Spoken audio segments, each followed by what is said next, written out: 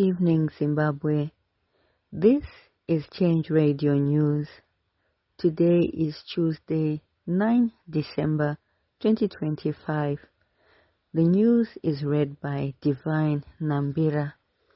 Here are the news headlines. Miswai President Chamisa warns ruling elites. Zanu PF bars officials from giving cars amid succession battles, and prosecutors to appeal Chimombe and Mpofu jail sentences as too lenient.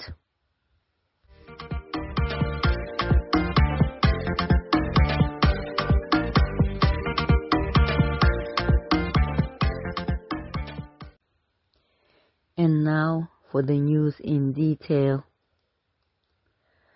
Citizens leader Nelson Chamisa has issued a stern warning to the ruling establishment, saying Zimbabweans should not be provoked or pushed beyond their limits. In a strongly worded post on X, President Chamisa wrote that a cornered animal will fight, and a nation pushed too far will find its strength. He added that when a few enjoy everything while the majority go hungry, the imbalance becomes impossible to ignore. He further warned that even the smallest creature shows its claws when trapped, urging those in power to respect citizens before desperation gives rise to a force you cannot control. President Chamisa ended his message with a Shona adage, Miswai, akurumanzeve anehanya nenyika. Zanu PF has banned senior officials from handing out vehicles, making Emmerson Mnangagwa the only person authorized to distribute cars.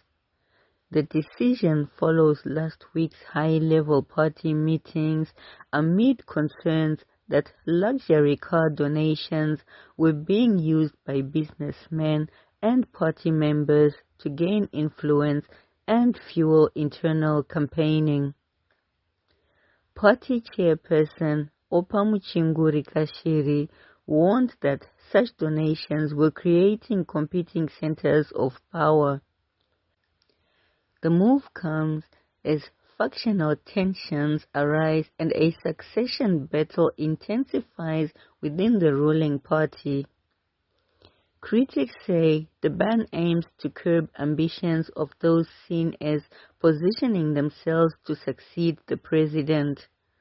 ZANU PF spokesperson Christopher Muchangwa says he will address the matter at a press conference soon. The National Prosecuting Authority has announced it will appeal the jail sentences given to businessmen Mike Chimombe and Moses Mpofu, arguing they are not harsh enough. The two were sentenced to a combined 27 years for defrauding the government of over $7 million meant for the presidential gold pass-on scheme. High Court Judge Justice Pisirai Kwenda handed down the sentences yesterday, suspending portions on condition of restitution. The state insists the punishment does not reflect the gravity of the crime or serve as a strong deterrent. Both convicts have also indicated they will appeal their conviction and sentence. Emmerson Mnangagwa has fired Mines Minister Winston Chitando, replacing him with his deputy Polite Kambamura. It's the second time Chitando has been removed from the portfolio. He was first dismissed in 2023 before returning last year. The changes were announced by Chief Secretary to the President, Dr. Martin Rushwaya. Political commentator Hopo Chingono says the move signals growing turmoil in government, pointing to corruption scandals and factional battles. He says Chitando's tenure had become associated with opaque mining deals and chaotic licensing. Fresh allegations of unethical conduct and kickbacks have surfaced at Parirenyatwa Group of Hospitals. The Association of Healthcare Funders of Zimbabwe has formally accused Omnipus Medical Laboratories of operating an illicit sample collection point from a parked vehicle inside the hospital's casualty area. The association alleges the setup facilitates improper referral incentives to hospital staff. It has suspended Omnipus registration and escalated the matter to the relevant medical council. Africa's richest man, Aliko Dangote, has criticized wealthy Nigerians for spending on private jets and luxury cars instead of investing in industries that create jobs. He said the country's elite were channeling money into status symbols while neglecting opportunities to empower communities. Analysts say his comments may also resonate with Zimbabwe's situation, where critics accuse the ruling elite of focusing on optics rather than building productive industries. This comes as excitement around Dangote's recent to visit Zimbabwe and talk of a major investment deal appears to have faded. The trial of Alpha Media Holdings journalist Blessed Mhlanga and HSTV General Manager Olga Muteiwa resumed in Harare yesterday. State witness Edmo Nyadzamba, the officer in charge at CID Law and Order, was cross-examined over allegations that the pair transmitted messages likely to incite public violence. Nyadzamba told the court that Mhlanga worked with social media personality Blessed Bombshell Geza and provided facilities to record statements allegedly inciting revolt. Defense lawyers Chris Mike, Douglas Coulthard, and Beatrice Mtetwa argued that Mhlanga was wrongly charged, saying the broadcasts were done on HSTV and that he is only an employee, not a director or shareholder. They also said Nyadzamba's testimony did not match his warned and cautioned statement. The case continues today. In economic news, dozens of travelers flying out of Zimbabwe were left stranded at OR Tambo International Airport on Sunday night after severe delays and alleged mishandling by Airlink. Passengers connecting to the United States, Australia, Cape Town, and other destinations said chaos began at Robert Mugabe International Airport before spilling over to Johannesburg.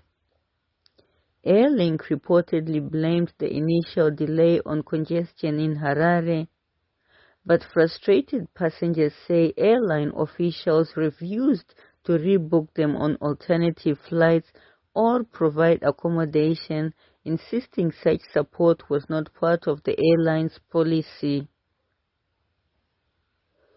And in news from local communities, murder suspect and former police officer Jason Muvevi has been declared mentally fit to stand trial and has appeared in the High Court today.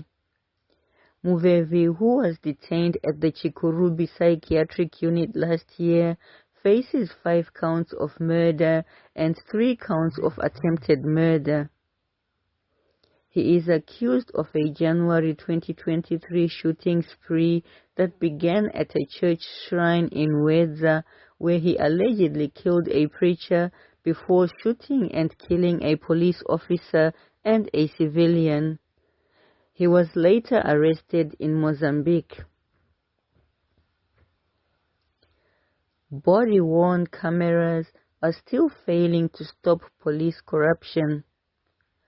2 officers were caught on video yesterday taking a bribe from a Mushikashika driver at Simplant's Northern Access Gate in Mondorongezi. One of them has been identified as a well-known officer named Muringai. The incident has renewed public calls for government to tackle the root causes of corruption. Critics say police, like many other civil servants, are underpaid and poorly resourced, conditions that continue to fuel bribery despite surveillance cameras. Emma Shingo-Widow has hired a lawyer to force police to release DNA results for a body she believes is her husband, who was allegedly killed 3 years ago. Taurai Takawira was allegedly attacked by bodyguards of Chief Fortune Charumbira during a boundary dispute in 2022. While the family insists the body in the mortuary is his, the accused claim he fled to South Africa. The lawyer has given the police a 7-day ultimatum to produce the test results, which were conducted over a year and a half ago, or face legal action. In international news, Tanzanian authorities have warned citizens to stay home today, calling planned Independence Day protests unlawful. Home Affairs Minister George Simbachawene described the demonstrations as an attempted coup. Police say no protests have been authorized and at least 10 activists have been arrested over related online posts. Heavy police and army deployments were seen in Dar es Salaam and Arusha. The United Nations has urged the government to respect the right to peaceful protests. The demonstrations follow the October election, where opposition candidates were excluded and President Samia Suluhu Hassan was declared winner amid reports that hundreds were killed. And finally, in sports news, the Warriors have received $400,000 from Emerson Mnangagwa to support their 2025 AFCON campaign. The funds were handed over by Sport Minister Anselm Sanyatwe during the team's send-off dinner on Monday. The minister said the money came directly from the president's office, not the government's treasury, to ensure the team's welfare. Zimbabwe is in Group B alongside Egypt, South Africa, and Angola, and will open their campaign against Egypt on 22 December.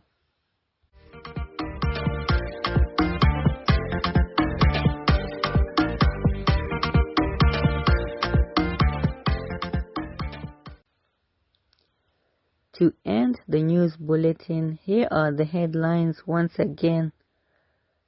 Miswai President Chamisa warns ruling elites. Zanu PF bars officials from giving cars amid succession battles, and prosecutors to appeal Chimombe and Mpofu jail sentences as too lenient. And that concludes our bulletin for today. We thank you for listening. From myself, Divine Nambira, and the entire team at Change Radio, we wish you a good night.